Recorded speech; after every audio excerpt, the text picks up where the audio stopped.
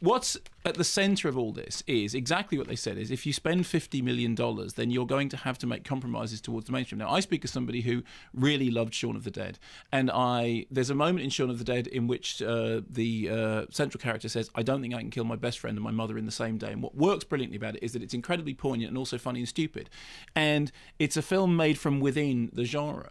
And as they quite rightly said, in the case of Edgar Wright spent something like $70 or $80 million making Scott Pilgrim completely on his own terms, and the movie bombed at the box office. Now, my feeling actually with Scott Pilgrim, as you know, is that in a few years' time, everyone will be telling you that they always like Scott Pilgrim, but it simply economically doesn't add up. So what's happened in the case of Paul is that they've taken essentially a formula which I like, and they've taken edges off it and mainstreamized it in an attempt to make it work for a film that works at $50 million. There was a recurrent phrase used about saying to the studio, well, it's an indie movie with an alien. They go, is it $50 million? Well, actually, an indie movie with an alien is Gareth Edwards' Monsters, which is an indie movie with an alien, because he conjured those special effects for nothing at all. He did them at home. And he had no one over his shoulder. No one over his shoulder. He was making it completely on his own terms, and therefore he managed to make what genuinely was an indie movie with an alien. This is much more a mainstream comedy that has the Pegg and Frost element in it, but it is essentially a mainstream comedy, and that to me is a disappointment, because what I want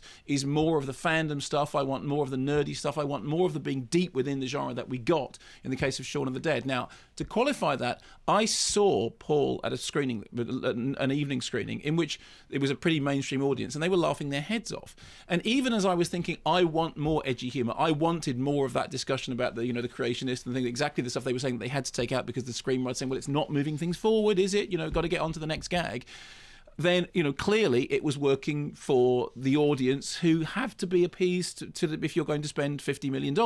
The other thing is that in that strange equation, I mean, the trailer is awful. The trailer is just, and they've admitted as much themselves, and I think the trailer does the film some terrible injustices, not only because it gives away some of the gags, but also because it does suggest that it is literally lowest common denominator humour, which you've seen it as well. Yeah, well, and Simon Pegg mentioned, he clearly accepted that the trailer, in his Gary and Berry, saying, I've been a big fan of Pegg and Frost's work since the brilliant and groundbreaking Space, but I've seen the trailer for Paul, it looks dreadful. Yeah, so and it isn't. So it isn't No. that, and it isn't, what that, Queasy Bromance 2 stars, it isn't that, but neither is it Shaun of the Dead, because it is a film that has been pulled right into the mainstream in order to justify spending that much money.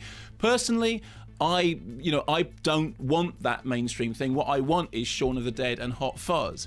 I understand why it's happened, and if it succeeds, then fair enough to it. Personally, I want more edgy, nerdy, geeky, because I do think they're essentially funny. But in mainstream America, maybe that's the well, maybe the not. but But even that said, I did laugh during Paul, as you did as well.